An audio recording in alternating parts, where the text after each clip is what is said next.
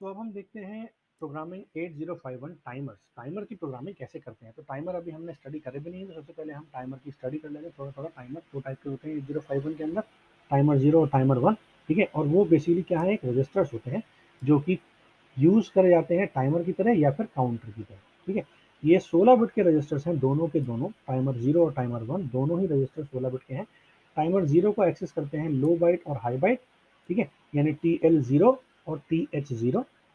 और timer one को access करने के लिए हम TL1 और TH1 की तरह इस्तेमाल करते हैं। TL0 मतलब लो बाइट टाइमर जीरो की, और TH0 मतलब टाइमर जीरो के हाई बाइट। TL1 मतलब टाइमर वन की लो बाइट, TH1 मतलब टाइमर वन की हाई बाइट। ठीक है, और इनको रजिस्टर जीरो और such as A B R0 R1 R2 के साथ हम एक्सेस कर सकते हैं।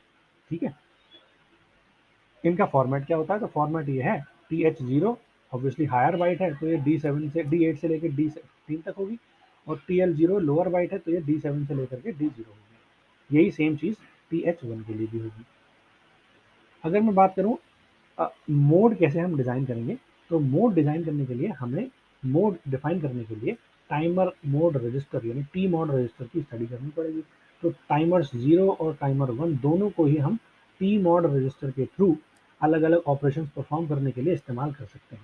ये टी मोड जो है ये 8 बिट का रजिस्टर है, जिसमें कि शुरू की 4 बिट, लोअर 4 बिट हमें बताती हैं कि टाइमर जीरो के लिए, और अपर 4 बिट बताती है हमें टाइमर वन के लिए जो भी ऑपरेशन परफॉर्म करना है। ठीक है, हर केस में 2 बिट मेरे को बताएगी टाइमर को सेट करना है, और अपर 2 बिट मुझे बताएगी उसमें ऑपरेशन क्या है। फॉर एग्जाम्पल देखो, 2 बिट जो है ये, इस पहले तो टी मोड रजिस्टर को दो पार्ट में डिवाइड कर लो, शुरू की 4 बिट और लास्ट की 4 बिट। ठीक है, ये शुरू की 4 बिट टाइमर जीरो के लिए है, अपर 4 बिट टाइमर वन के लिए है। ये दोनों में ही 4 बिट कॉमन है, गेट CT M1 और M0, गेट CT M1 और M0। तो ये चारों की चारों टाइमर जीरो के लिए हैं, ये चारों की चारों टाइमर वन के लिए हैं। ठीक है, अब M1 और M0 पिन का काम क्या है। M1 और M0, यहाँ पर 3 मोड्स हैं, मोड जीरो, मोड वन और मोड टू। तो इन मोड जीरो, मोड वन और मोड टू को सिलेक्ट करने के लिए हम लोग इन दो पिन के 3 कॉम्बिनेशन इस्तेमाल करते हैं। ठीक है, और वहाँ पर मोड जीरो, मोड वन और मोड टू, किसी मोड में अगर मेरे को टाइमर काम कराना है तो टाइमर को काम कराने के लिए मैं M0 और M1 पिन को उस तरीके से इस्तेमाल कर सकता हूँ। मोड जीरो का मतलब है ये 13 बिट टाइमर है, मोड वन का मतलब है 16 बिट टाइमर है, और मोड टू का मतलब है ये 8 बिट टाइमर है। ठीक है, इसके अलावा 2 पिन और हैं, गेट और C/T। गेट ये है कंट्रोल, जब सेट होता है, ठीक है, तो टाइमर काउंटर इनेबल हो जाता है जब ये INTX पिन हाई हो और TRX पिन मेरी सेट हो। और अगर ये क्लियर होता है तो टाइमर मेरा इनेबल हो जाता है। ठीक है, जब TRX कंट्रोल बिट मेरी सेट हो। C/T पिन क्या है, ये टाइमर और काउंटर को सेलेक्ट क्लियर करने के लिए, या टाइमर ऑपरेशन को सेलेक्ट, टाइमर या काउंटर ऑपरेशन को क्लियर करने के लिए यूज करी जाती है। ठीक है, अगर मुझे इंटरनल इनपुट लेना है सिस्टम क्लॉक से, या फिर मेरे को काउंटर ऑपरेशन परफॉर्म करना है, इनपुट लेना है इनपुट ट्रांसमिट पिन से, TX पिन से। ठीक है, और M1 और M0 तो मैंने आपको बता दिया, ये मोड बिट वन है और मोड बिट जीरो है। ठीक है, अब CT, ये वही सेम चीज़ है। अगर टी मॉड रजिस्टर को हम यूज़ करेंगे, जो डिसाइड करता है कि वो डिले जनरेटर की तरह इस्तेमाल करना है या काउंटर की तरह इस्तेमाल करना है। ठीक है, तो अगर CT की वैल्यू जीरो है, इसका मतलब टाइम डिले है, और अगर वन है तो ऑब्वियसली ये काउंटर है। ठीक है, C1 T0, अगर ये जीरो है तो ये डिले है, अगर ये वन है तो ये काउंटर है। ठीक है, और M1 M0 M2, है ना, M0 और M1, ये तीन मेरे पास मोड हैं, और इन तीन मोड्स को सिलेक्ट करने के लिए मेरे पास अल्टीमेटली 2 बिट्स के 4 कॉम्बिनेशन है, 00 01 10 और 11।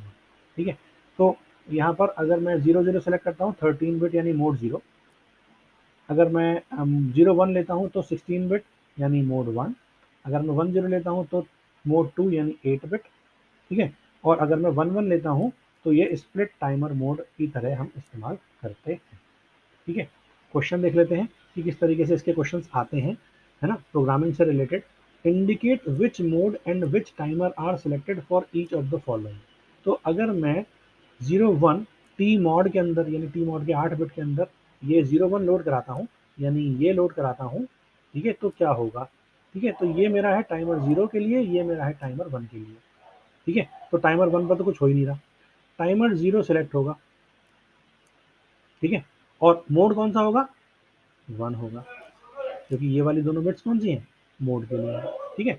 अगर मैं 2 0 लोड कराता हूँ तो 2 और 0, इसका मतलब मैं टाइमर 1 सेलेक्ट कर रहा हूँ, और मोड क्या है, 1 0 का 1, ठीक है। अगर मैं 1 2 लोड कराता हूँ, यानी ये हो गया 2 मेरा और ये हो गया मेरा 1, तो ऑटोमेटिकली मोड 2 सेलेक्ट होगा टाइमर 0 का, और मोड 1 सेलेक्ट होगा टाइमर 1 का। क्लियर है। बिल्कुल इस तरीके से हम लोग जैसे अभी फॉर्मेट देखा था, उसी तरीके से हम लोग यहाँ डिज़ाइन कर सकते हैं, इसको आइडेंटिफाई कर सकते हैं कि कौन कौन से मोड होंगे।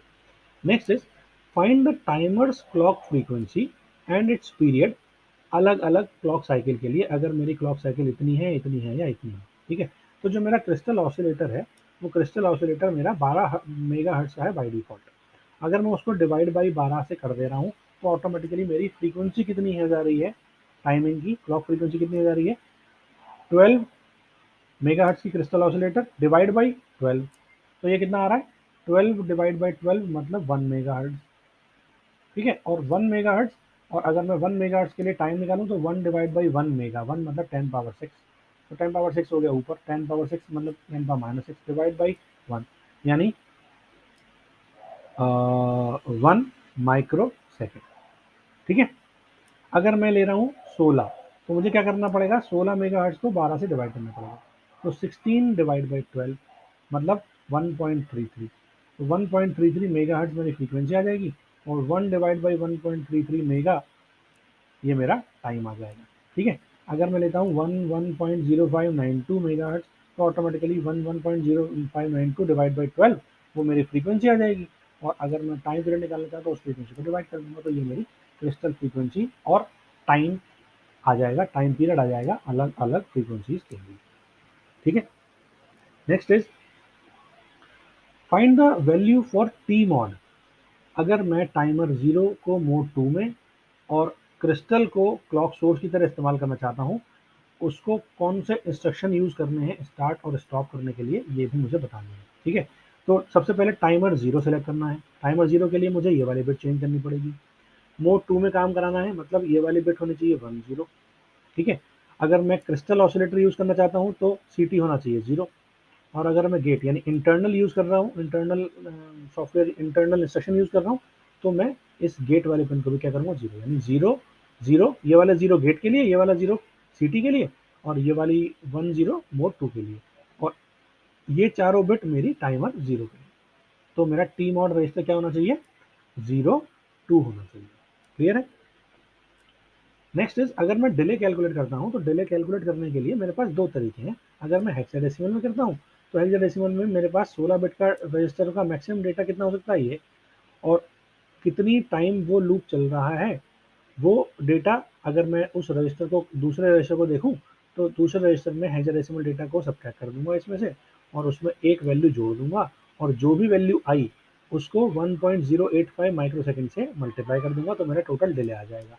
अगर मैं हेक्साडेसिमल की बात करता हूँ, अगर मैं हेक्साडेसिमल की बात नहीं करता, डेसिमल की बात करता हूँ, तो जो टी एच और टी एल रजिस्टर्स हैं, जो ये वाली वैल्यूज थी, ठीक है, ये टी एच और ये टी एल, ठीक है, तो टी एच और टी एल रजिस्टर मिलाकर के जो 16 बिट का डेटा दे रहे हैं, 16 बिट को डेटा अगर मैं डेसिमल में कन्वर्ट करता हूँ, तो ये होता है एफ एफ मैक्सिमम, जो होता है 65,536, उसमें से अगर मेरे को रिक्वायर्ड जितनी बार भी लूप चल रहा है वो सब्ट्रैक्ट कर दूं, तो अल्टीमेटली मेरा टोटल कितनी बार लूप चला वो पता लग जाएगा, और एक लूप की एक कितनी टोटल टी स्टेट्स आ जाएंगी वो पता लग जाएगा, और एक टी स्टेट मेरी 1.085 माइक्रो सेकेंड की है, तो अगर नंबर ऑफ टी स्टेट्स निकाल लूँ और उसमें मैं 1.085 से मल्टीप्लाई कर दूं, तो मेरा टोटल डिले कैलकुलेट हो जाएगा। एग्जाम्पल्स के थ्रू इसको देख लेते हैं।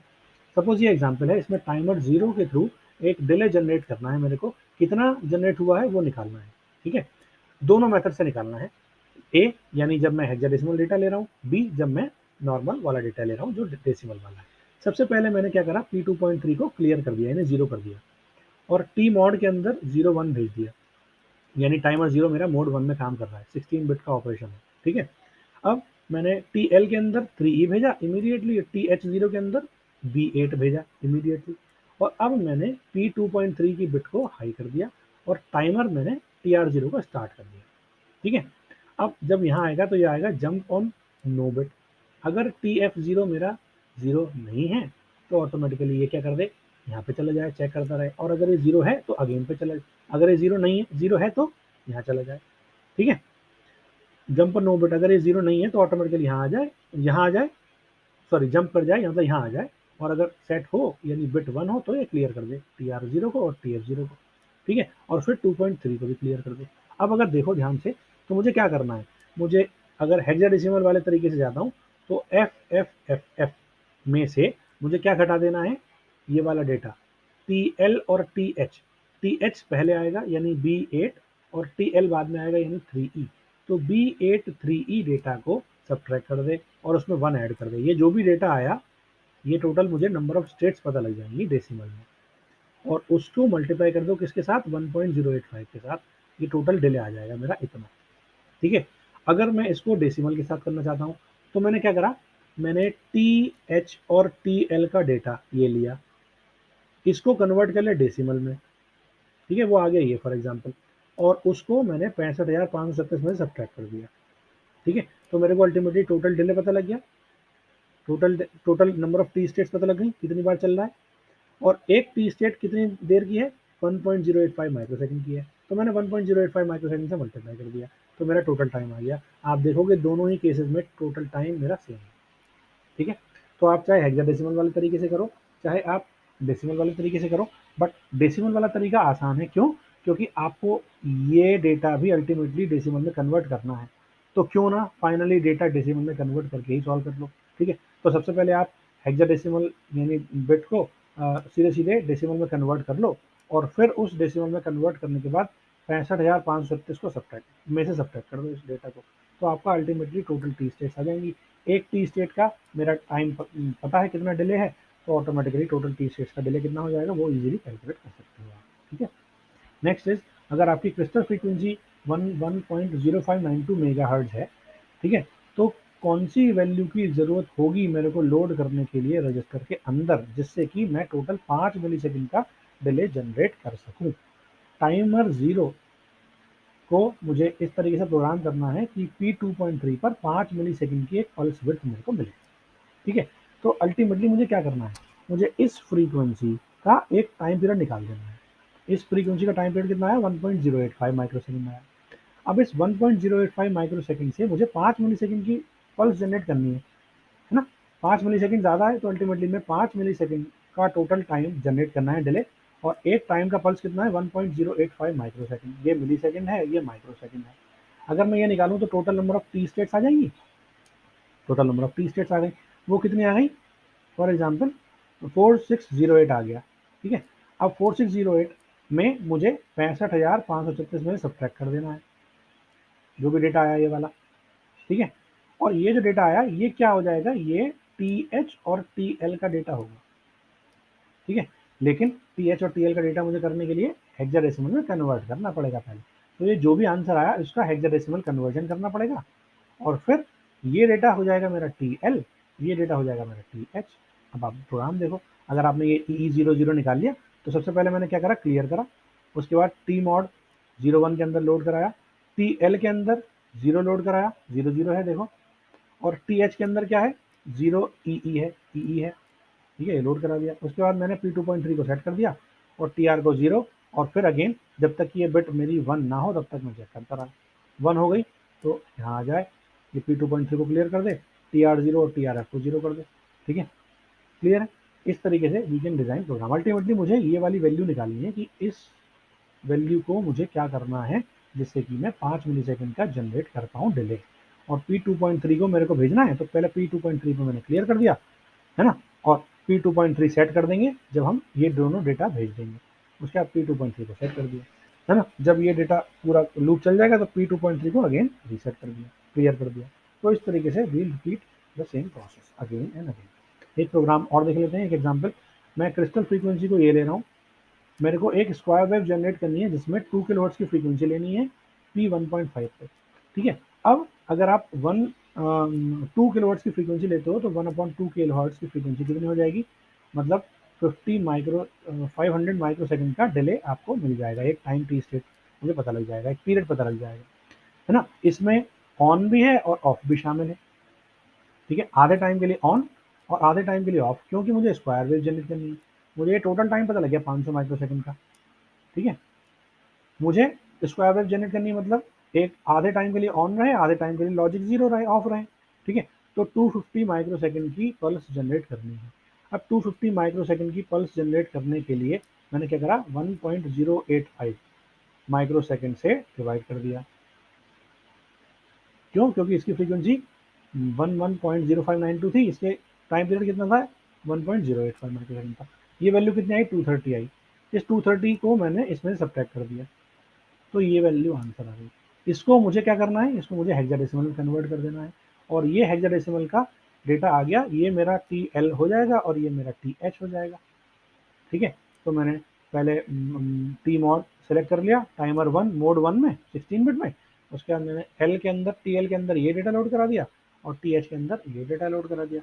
उसके बाद मैंने सेट कर दिया और जंप ऑन नो बिट, फिर मैंने क्लियर, कॉम्प्लीमेंट, क्लियर और फिर जंप अगेन रिपीटेडली।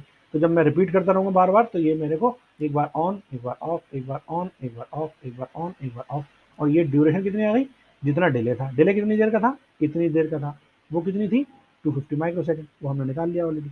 तो 250 माइक्रोसेकंड के लिए ऑन, ठीक है, फिर सेट कर दें, ठीक है, फिर क्लियर कर दें और फिर ये दोबारा जाए, फिर 250 माइक्रोसेकंड के लिए ये ऑफ रहे, फिर 250 माइक्रोसेकंड के लिए ऑन, फिर ऑफ एंड सो ऑन, इस तरीके से हम चलता रहेगा, ठीक है? नेक्स्ट एक लास्ट प्रोग्राम है, ये और कर लेते हैं, फिर we end up this programming of 8051 timers, ठीक है? इसके बहुत सारे क्वेश्चन बन सकते हैं, लेकिन लगभग सेम यही आएगा। इसमें या तो डिले कैलकुलेट करने के लिए आएगा, या तो आपको वो टाइमर वैल्यू लोड करा करके डिले कैलकुलेट करना होगा, या फिर वो टाइमर के अंदर, रजिस्टर के अंदर कौन सी वैल्यू लोड कराऊँ जिससे इतने सेकंड का डिले जनरेट हो जाए, वो मेरे को करना होगा, या मेरे को स्क्वायर वेव या कोई जनरल वेव फॉर्म बनानी होगी। तो उस तरीके से we can simply identify the values. एक लास्ट प्रोग्राम देख लेते हैं, इसमें आपको टोटल टाइम डिले फाइंड करना है सेकंड्स के अंदर, और ये देखना है कि ये ओवरहेड को हमें हटा देना है इस लूप से बाहर, यानी ये चीज़ हटा देनी है, ठीक है? अब आप ध्यान से देखो, मैंने 08 लोड कराया TL1 के अंदर, 01 लोड कराया TH1 के अंदर, तो अल्टीमेटली मेरा 0108 TH और TL मिलाकर के डेटा हो गया। TH के अंदर 01 है, TL के अंदर 08 है, ठीक है? 0108 ये हेक्साडेसिमल का डेटा है, मैं इसको डेसिमल में कन्वर्ट कर लूँगा, 264 आ गया, और 264 को 65,536 से सब्ट्रैक्ट कर दिया, तो अल्टीमेटली मेरे इस टोटल डिले इतने सेकंड का आ गया, और इतने सेकंड के डिले को मैंने 1.085 माइक्रोसेकंड से मल्टीप्लाई कर दी, मतलब टोटल डिले आ गया मेरा इतना माइक्रोसेकंड। अब आप ध्यान से देखो, मैं लूप चला रहा हूँ टोटल 300 टाइम्स। एक बार लूप चला, जब ये यहाँ पे आया तो यहाँ तक इसने 70.82 मिली सेकेंड का डिले जनरेट कर लिया। अब मैंने यहाँ पर बिट चेक करी, ठीक है, ये, और फिर मैंने यहाँ पर उसको क्लियर कर दिया। अगर वो टाइमर कंप्लीट हो गया तो ये दोनों क्लियर कर दे। उसके बाद मैंने क्या करा, R3 को डिक्रीमेंट करा और चेक करा कि क्या ये जीरो हो गया। अगर जीरो नहीं हुआ तो दोबारा यहाँ जाए। तो ये लूप अल्टीमेटली मेरा कितनी बार चल रहा है, ये लूप मेरा चल रहा है कितनी बार, 200 टाइम्स चल रहा है। 200 टाइम चल रहा है, क्यों? क्योंकि यहाँ पर हेक्साडेसिमल नहीं लिखा हुआ है, इसका मतलब डेसिमल का 200 टाइम चल रहा है, ठीक है? तो 200 टाइम्स इसकी मल्टीप्लाई 200 से कर देंगे, तो ऑटोमेटिकली हम टोटल डिले कैलकुलेट कर लेंगे। 200 की मल्टीप्लाई मैंने किससे कर दी, इस सेकंड से कर दी, और ये जो ओवरहेड ड्यू है, यानी ये वाली वैल्यू को हम कैलकुलेट नहीं करेंगे डिले में, और ये वाली वैल्यू को हम डिले कैलकुलेशन में यूज नहीं करेंगे, ये वाली और ये वाली, हम अल्टीमेटली केवल इसका निकाल रहे हैं। क्लियर है? तो इस तरीके से हम लोग 8051 के टाइमर्स की प्रोग्रामिंग कर लेंगे। आई होप आपको समझ में आ गया होगा। Thank you.